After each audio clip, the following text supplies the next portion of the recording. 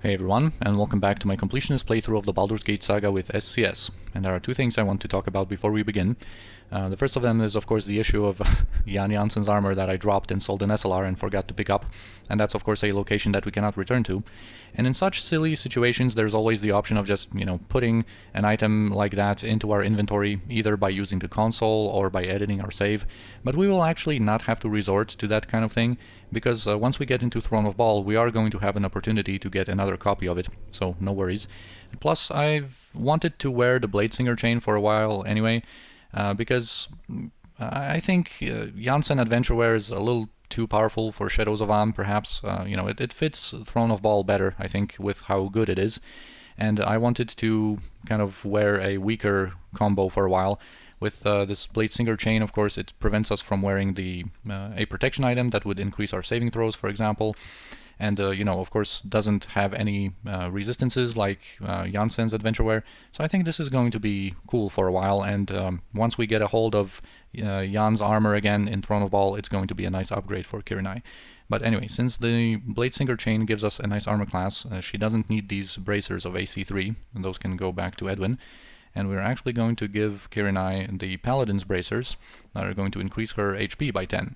And now with both these bracers and the Iron Stone further increasing her hit points, she actually has a very nice health pool.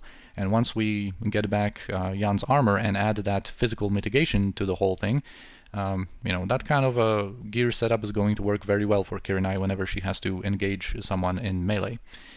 And the second thing I want to talk about is just a quick mention that I kind of missed not having the reactions of some companions here, like Eri, Mazzy, or Keldorn, who, upon arriving here, have a very supportive reaction, and you know that they have your back, basically. But anyway, onto the episode now. This is actually one of my favorite parts of the game, role-playing wise, because this is going to be such an introspective experience through which we will look back on different aspects of our life and our adventures and remember what we went through and reflect on those past events, because this is a place we subconsciously made for ourselves, and we're going to learn more about that very soon. And there are going to be 5 trials for us to pass in order to open that symbolic door over here that represents the path to our soul. And by the way, here are the potions that Irenicus dropped. And yeah, these trials can be completed in either a good or evil way, and this also carries the option of changing our protagonist's alignment. If you are good or neutral aligned and you do even one of these trials in an evil way, your alignment is going to change to evil. And actually, the Enhanced Edition makes a change here, that the evil alignment is going to keep the first part, basically. It's going to change into the respective evil kind of alignment. So for example, if we are chaotic good, we would change into chaotic evil, which I think is not a good change by the Enhanced Edition, because normally in the classic Baldur's Gate 2, every type of good or neutral alignment would change into neutral evil, which I think reflects what happens here better, because neutral evil is the type of character that doesn't just go out into the world to do evil for the sake of doing evil. It's just a person that, in order to advance their station or position, just doesn't have these moral breaks and just does what needs to be done, no matter how evil or inconsiderate that might be. So I think that would reflect our actions here during those trials better. But anyway. Also, one thing to mention about these trials, as we're going to experience in more detail as we go through them, is the fact that these trials can be completed in the good or evil way more based on the conversations that we have rather than the actions that we're going to do. And, I'm going to discuss that further as we go on through the trials. And also, depending on whether we complete the trial the good or evil way, we're going to receive different rewards for that. But anyway, now we of course have these 5 paths here, and the first trial we enter is going to give us a little exposition about where we are, what we need to do. And I think most people are probably familiar with the top left Trial of Wrath, or the top right Trial of Pride, because it's kind of intuitive to just do a half circle from the right or from the left and complete those trials in order like that. So I think just so that we can have something different, let's go into this middle one first. I actually like this guy and his voice and his conversation. So perhaps even if you are familiar with Baldur's Gate 2, you might see something slightly different. Speak, certainly. Ah, so you have come to us at last, child of Bhaal. You have come to claim your heritage, perhaps, and in pieces, no less. How terrible it must be to die in such a state. And I'm not going to be too nice to these demons. Continue to speak to me in such a manner, fiend, and you shall perish where you stand. I bow before you, of course. You are a child of murder whose essence has not rejoined dead Bhaal. In your father's realm, your blood holds sway. What are you speaking of?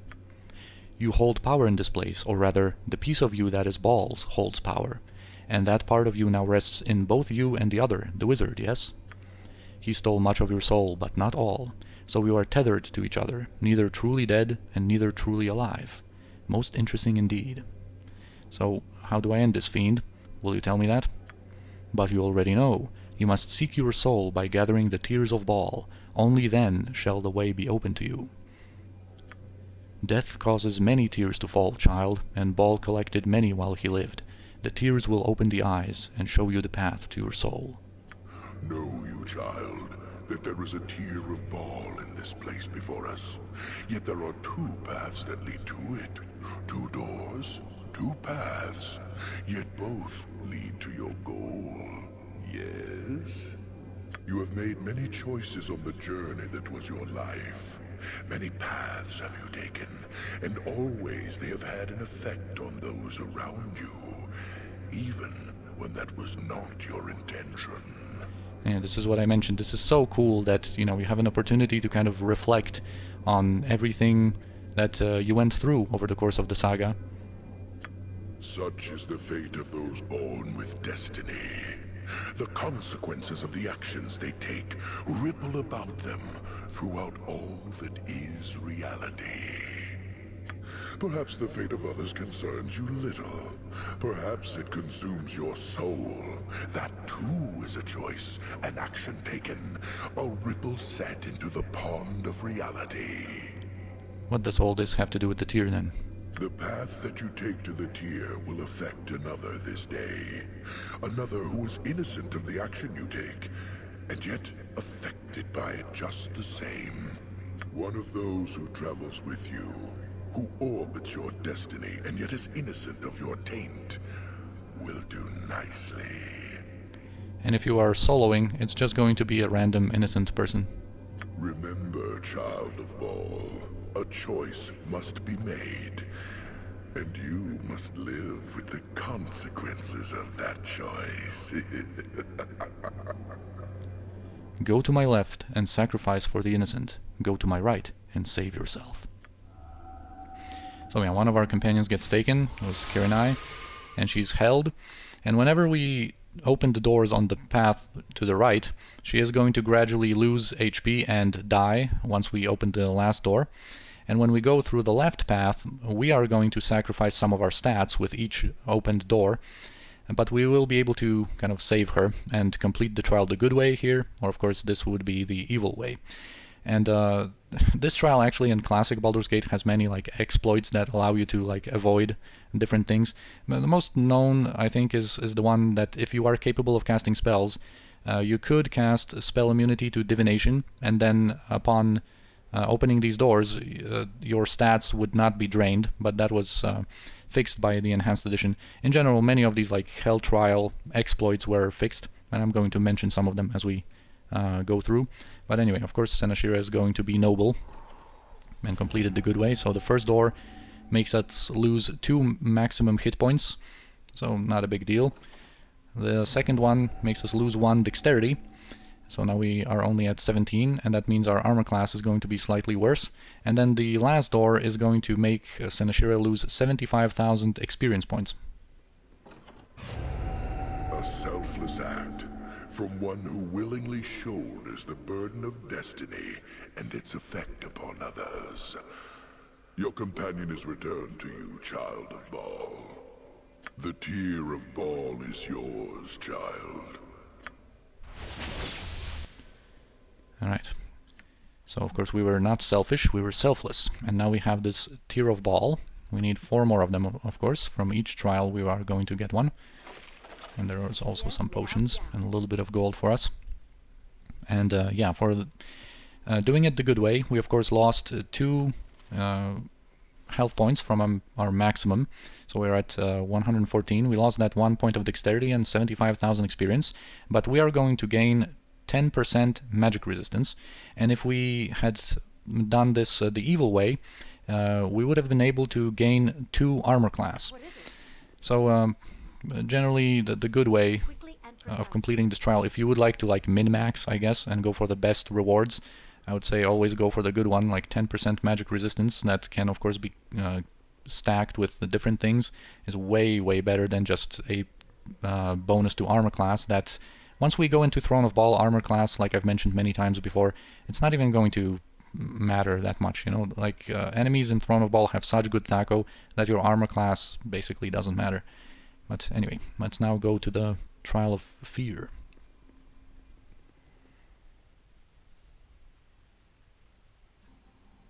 A Tear of Bhaal lies very close to here, Child of Bhaal.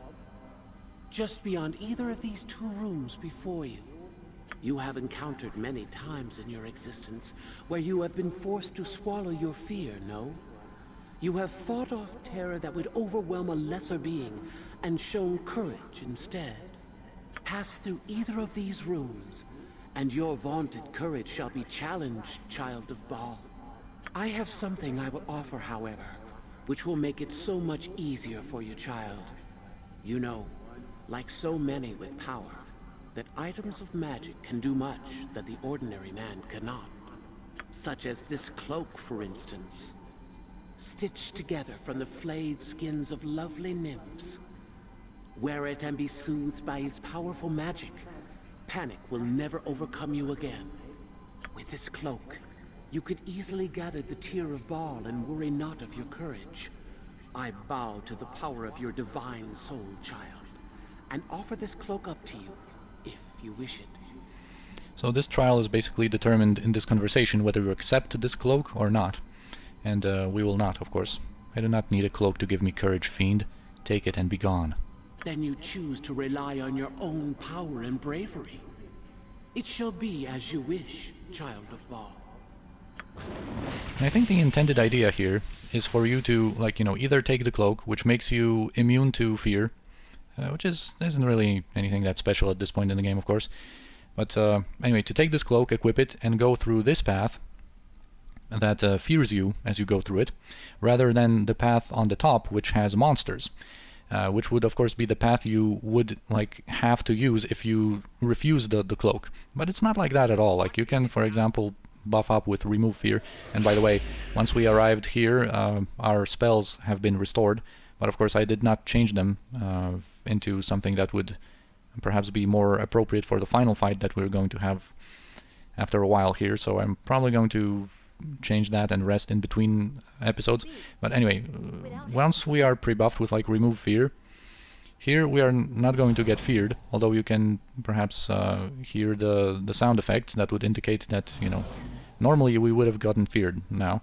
But once we are protected by a spell, you know, we are not going to, and here's the tier for us to gather. But anyway, we are of course going to kill the monsters as well. And for this, we are going to have to pre-buff a little bit, because those monsters are going to be beholders, including an Elder Orb, and we are not going to have any mercy for that Elder Orb. We're going to go in with Senashira and Edwin here, and we're going to protect against petrification. We're going to give both of them chaotic commands. We're going to give both of them protection from magical energy. We're going to give them death wards.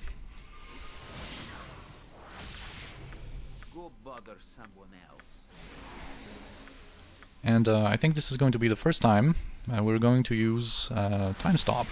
And this is going to be more for like demonstrational purposes. But this is also, of course, going to help us in battling these beholders, especially that Elder Orb. Anyway, we're also going to set up our sequencers here. Edwin is going to have a spell sequencer. And it's going to contain, I think, Secret Word, Spell Thrust, and 1 Remove Magic. We could go with just Spell Thrust and 2 Remove Magics. I think that's actually going to be better. Because we are going to rest anyway before the final fight, so we can give ourselves a better chance of dispelling some stuff off of that Elder Orb. And Senashira is going to have a spell trigger with 1 Secret Word and 2 lower resistances.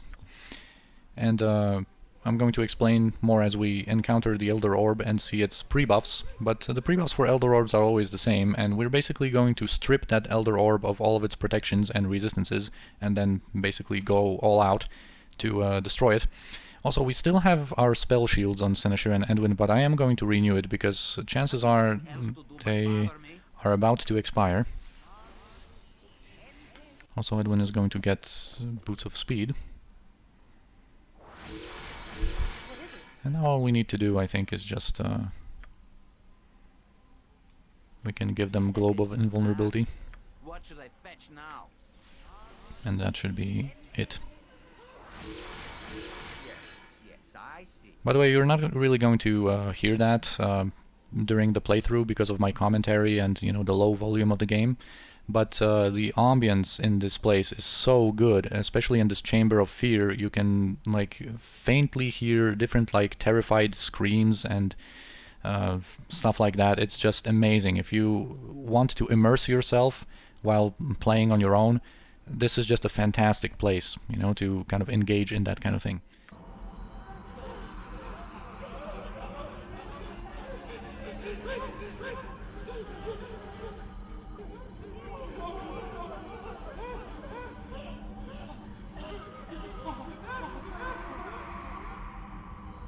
But anyway, we are already going to start casting Time Stop on Edwin. And once he starts... Alright, now we can go in with Senashira.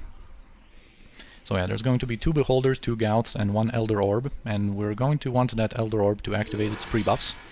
Yeah, and it's always spell immunity to Abjuration, spell turning, and protection from magical weapons. Now, we are going to unleash our spell trigger, which is going to... our secret word in that spell trigger is going to dispel spell turning. And then Edwin's spell sequencer that contains Spell Thrust is going to dispel the spell immunity to Abjuration. But anyway, just as a reminder, an Elder Orb is of course the spellcasting beholder that has 50% magic resistance. That's why we have 2 of those lower resistances loaded. And we're going to, you know, of course bring down the magic resistance of that Elder Orb to 0 thanks to that. But also something that is not shown on an Elder Orb is that through spells, the Elder Orb is protected against fire and protected against magical energy.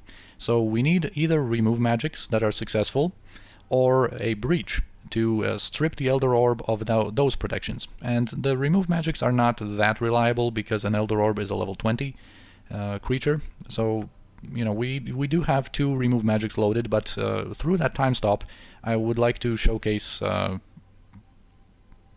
kind of a concept of casting spells and how they are going to affect, in what order they are going to affect the targets, depending on like how we cast them.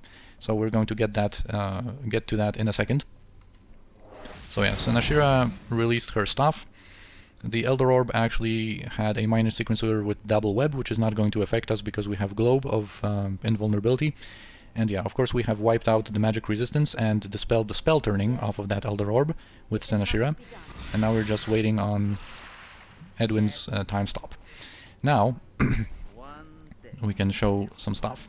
So first we're going to release our spell sequencer while being near to the Elder Orb, because that is going to ensure that spell thrust and the 2 remove magics are going to affect the Elder Orb first. Alright, now we're going to take a couple of steps back and cast a breach from further away, which is going to guarantee that you know, this breach projectile is going to hit after our spell sequencer. Can I actually go a little bit closer? And I'm going to cast a Breach just in case, because once the spell immunity to abjuration of this Elder Orb is dispelled by our spell thrust that we have released, and even if those 2 remove magics are not successful, Breach is going to, of course, strip the Elder Orb of its protection from fire, protection from magic energy, and any physical protections like stone skins or protection from magical weapons that it might have, and then it's going to be ripe to get affected by what we're going to do next. So anyway, Edwin, of course, is going to cast that in a second. We could, of course, use like improved alacrity to allow Edwin to just unleash one spell after another without being limited to just casting one spell per round, but I kind of want to save those high-level abilities for Throne of Bhaal. I don't really want to use them in Shadows of Amn.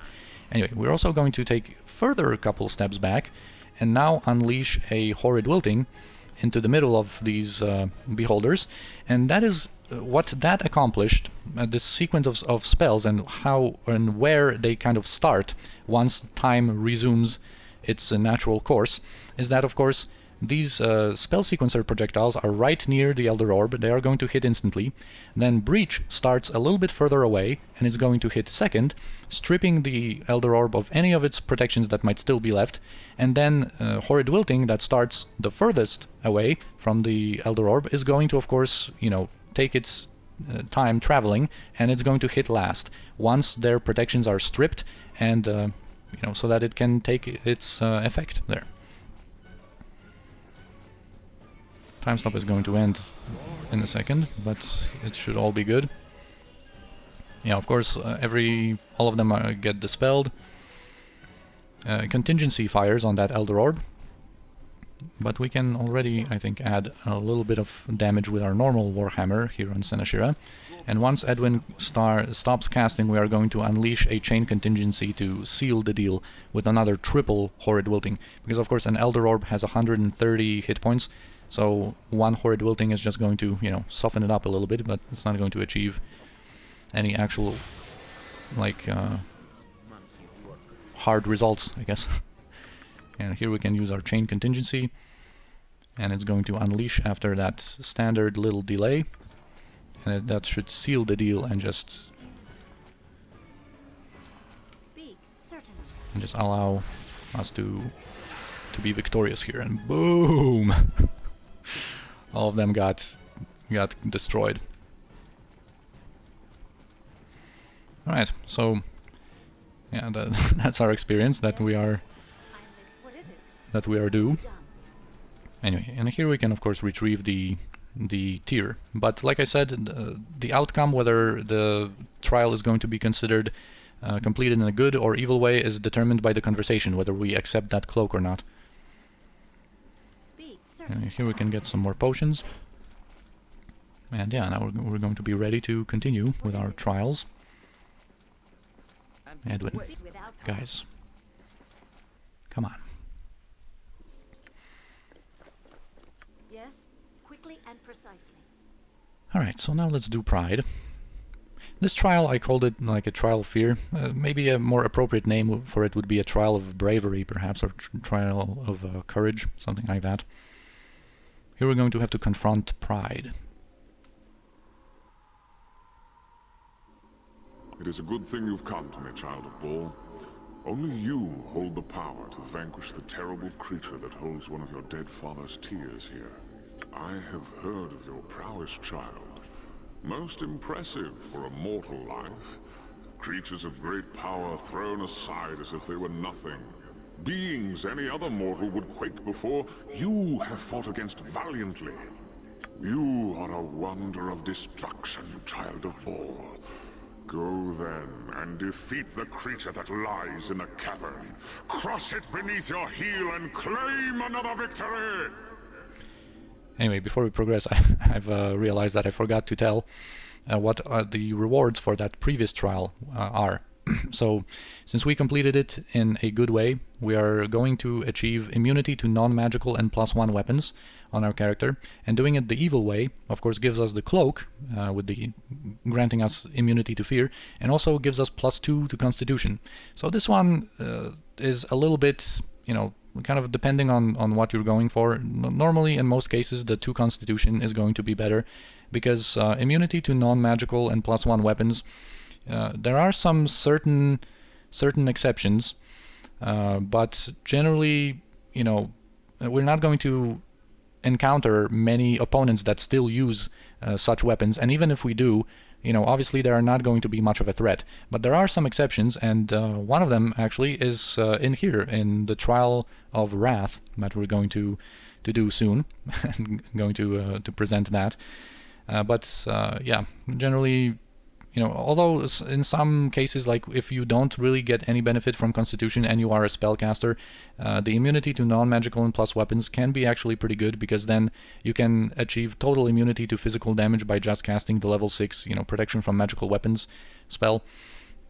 Kind of like a lich then, that you don't need any like mantles or absolute immunities or anything to achieve that kind of effect. But like I said, it's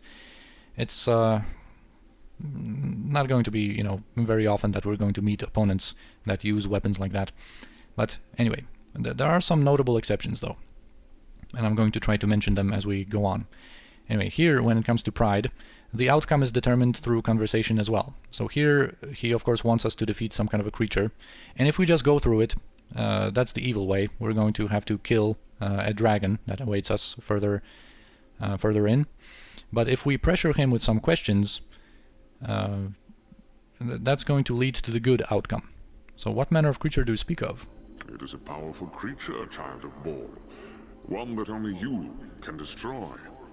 I am confident in your ability to deal death to such a creature as this, and take the tear that is yours. It's powerful, but what manner of creature is it? It is a creature that deserves death, Child of Bhaal. You are such a wondrous fighter. I simply thought that you could defeat it where others failed. Why does it deserve death? Because it exists. It stands in your way. I do not kill things just because they are in my way. You do not? Then perhaps you consider carefully the place that your terrible power will focus upon? Consider the reason behind every blow? I see that despite your great deeds, you have no pride in you, Child of Bhaal. So be it. Humility serves well those who wield it well. Alright, so the outcome is already determined. And here, if we wanted, we could actually kill this dragon and get 22,000 experience for killing it. But I am not going to do it. It wouldn't drop its loot for us, now that the conversation determined that, you know, we have completed this trial in a good way. You have mastered your pride, Senashira. The Tear of Bhaal is yours. Go well.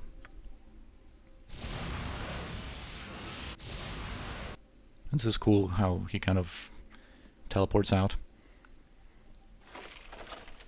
Anyway, the rewards here is that if you go the good way, we are going to get 20% resistance to fire, cold, and electricity on Senashira. And if we chose to do it the evil way, we would get 200,000 experience, and also the loot from the dragon that we would have to kill, which would include a scroll of time stop, scroll of Wail of the Banshee, a +2 protection ring, robe of the evil archmagi, and 20 arrows of dispelling. There's also some other more inconsequential loot. I think there's a scroll of Sphere of Chaos and 20 bolts of lightning, but those were the most important items. So here, you know, What is it? it's also kind of depends on what you really want to get. It will be done. But the resistances are going to enable us to be almost immune to all of these elemental sources of damage with just one cast of protection from the elements, for example. We're going to be able to achieve 95% protection from just one spell.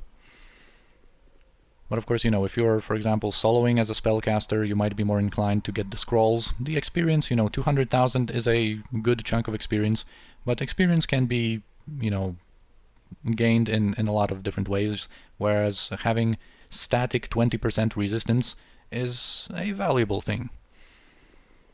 Anyway, now let's try to overcome our wrath. Speak, certainly.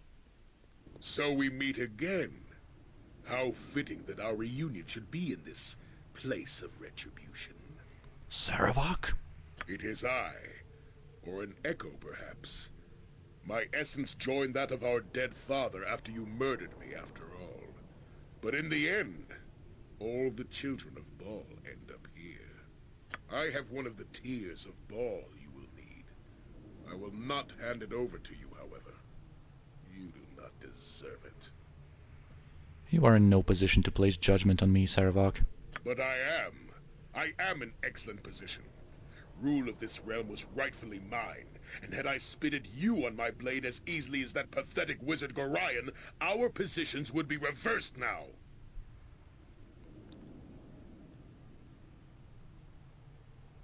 Ah, yes. Stoke that infernal wrath of yours. I can feel the anger within you, boiling like a pit of sulfur in the crevices of your heart. You feel it, do you not? The taint that surrounds your soul like a serpent, squeezing it, spreading its venom. That taint, that wrath exists in all the children of Bhaal, but few know how to use it. You have become the Slayer, have you not? The avatar of our dead father. The blackest expression of murder. I see it behind your eyes. Summon your wrath for me, if you can. Why? What do you get out of this? You were the one who brought me here. Your power over this place has summoned forth my essence once again. And why do you think you have done that? I can teach you how to use your wrath. You can control the taint, direct it, summon it at will. You can become the Slayer at will and become the weapon of murder that you were meant to be. And of course, we are able to turn into the Slayer at will, but I think what this is meant to confer is that we would be able to control it better for basically like indefinite amounts of time, perhaps, instead of only for a while. So think of me.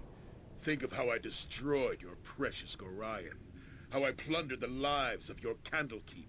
Summon your rage, stir the depths of your black heart. Summon wrath. Summon wrath and become it. Because if you cannot, then you are not worth your destiny. It should have been I. It should have been I. Attack me, worm, if you dare! This is pretty much pretty cool, and of course we can respond in kind with this like, yes, die forever.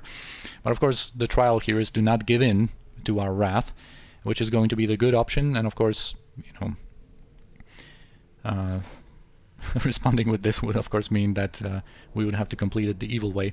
The fight is on our hands no matter what we choose, but it's about our attitude, about our approach to the situation. I don't feel the wrath you claim, Saravok. I pity you and what you have become, but that is all. Then you were never worthy of Bhaal's blood, and I shall crush you where you stand! So yeah, we have to defeat this wraith form of Saravok. Also in his conversation we kind of get the idea that we have kind of formed this, and also we're going to learn more about that later, but you know, it was our kind of subconscious that has created this place and summoned forth his essence, so that we could know our soul better, I guess, gain that insight through all of these trials and open that symbolic path to our soul. This is all like really cool. But anyway, here, when it comes to Saravok, he's one of these notable exceptions that actually uses a non-magical weapon, and with our trusty old boots of etherealness, we can actually use their ability here. Of course, thanks to SCS, he is buffed up. He actually has almost 600 HP. He has like 570 HP, I think. He has 100 resistance to everything magical, elemental, and whatnot, and 50 missile resistance. So we kind of have to go into melee with him. But anyway, we can become ethereal, gain that immunity to normal weapons, and as you will see, he cannot hurt us for a couple of rounds. Right, Senashira, you do have to start... Oh yeah, of course. Hitting with him with our normal hammer. I've seen like 18 damage. Why is it so low? Of course, that's because we're not using Crom. Boom, that's more like it. That's what I want to see there.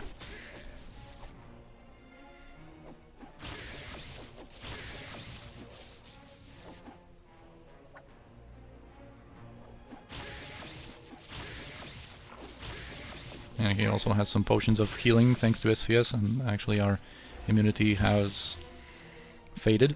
So let's just give Senashira a little mirror image. Man, he is near death.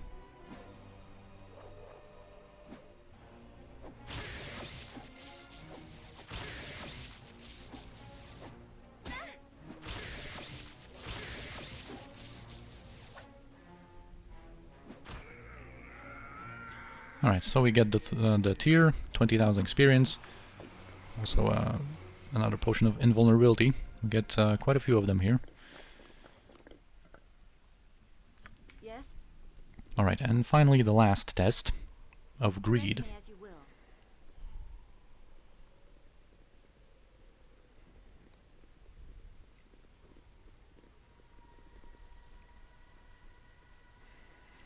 And also the last test provides us with a slightly different conversation.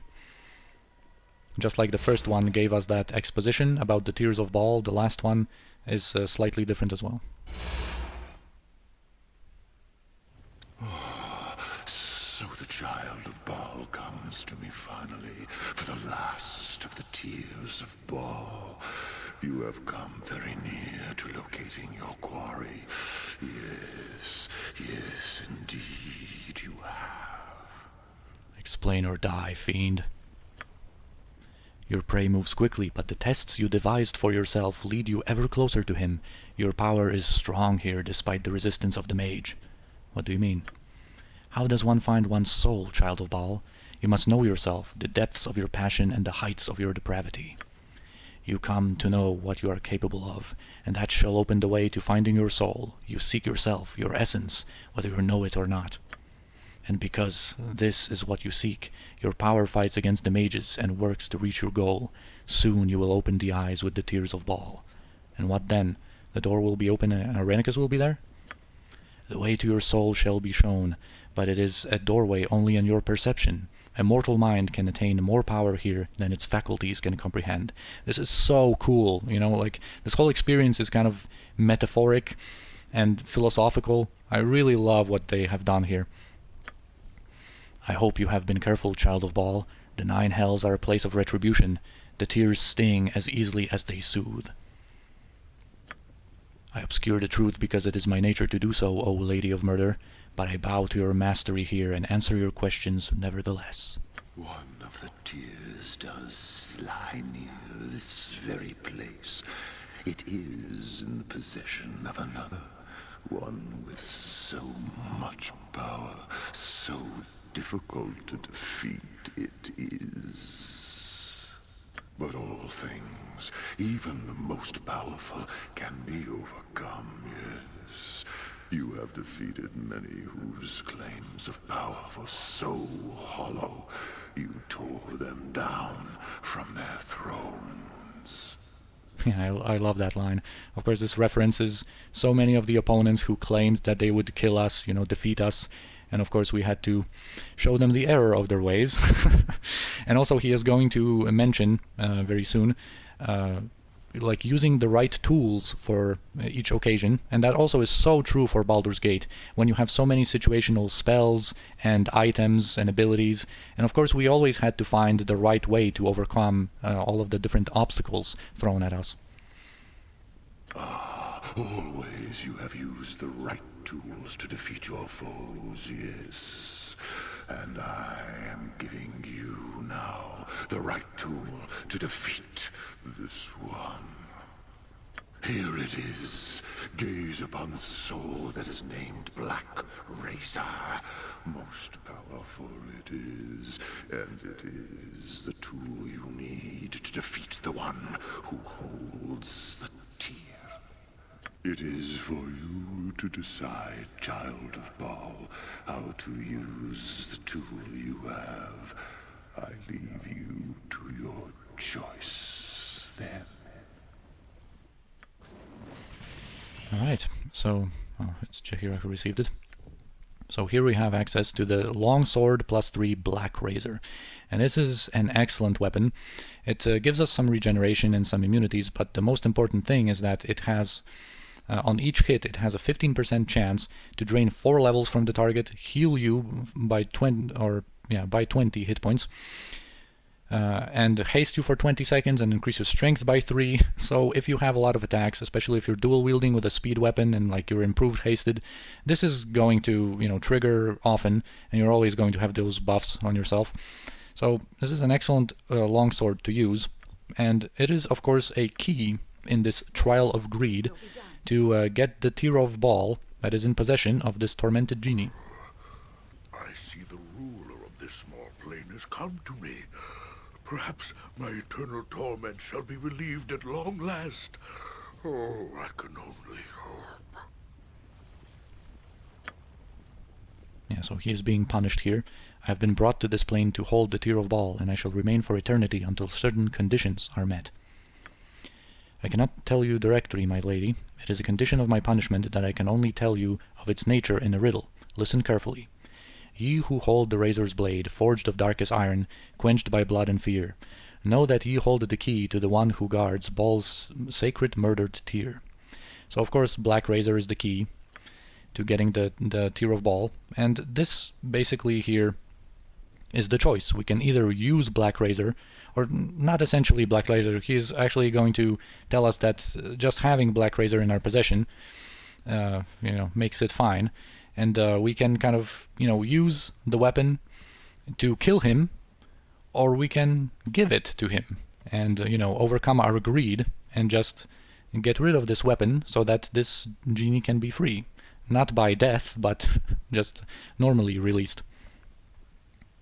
Yeah, so of course, killing him would be a release, but we could also give the sword to him. So take the sword then. I have no need of it. I am most grateful to you then for my release. Oh, may the heavens sing your praises for this charity you have shown me. Yeah, and basically there is, in the classic Baldur's Gate, you can pickpocket the sword back from him now before he teleports away, and Enhanced Edition fixes that, but you can still kill him before he manages to teleport out, but we are not going to do this. So, yeah, we have now completed all of our trials. We have all 5 Tears of Bhaal, and we are now going to be able to go back to the door and close all of these eyes. There's actually a description here that I'm going to showcase. Yeah, that's the eyes kind of follow us, observe us, and we are going to, of course, have to use the tears to close them and open the door to whatever is in store for us in the future. But this is actually going to be, well, almost the end of this episode. I want to also showcase one more thing, but yeah, basically behind this door awaits the final encounter for us, which I'm going to dedicate the next episode for. In between episodes, I'm going to change our spells so that next episode we can just rest and have the right tools for this next challenge. But before we end this one, I wanted to just quickly take a look at some of the stats of our party members as we are about to finish the Shadows of Amn part of the saga. Let's just take a look and see how well they have done. And of course the favorite spell and favorite weapon are just not reliable at all. Like for example, the short sword is not really the favorite weapon of Senashira. She's been using warhammers in her main hand, the whole time. So these ones, they shouldn't like be any important information that you would consider. Really, they are usually inaccurate. But of course we're mostly interested in like the kills. 921 kills for Senashira, which amounts for 42% of total kills in the party.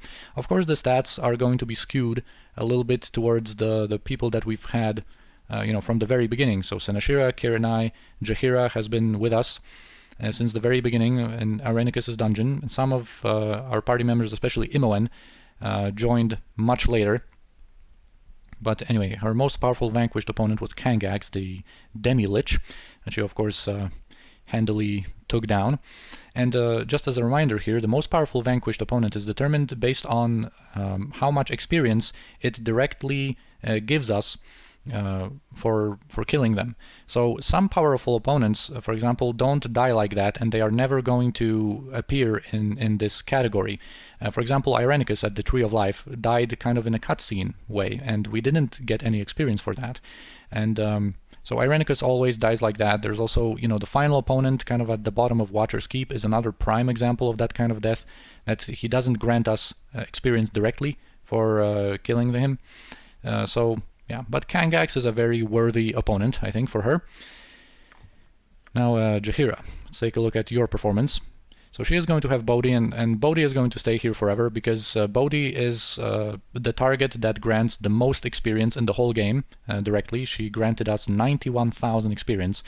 The second opponent I think it's Saladrex in Watcher's Keep, is a dragon that gives us 64,000. So Bodhi is like in the lead by quite a bit. 279 kills for Jaheira, 12% in total.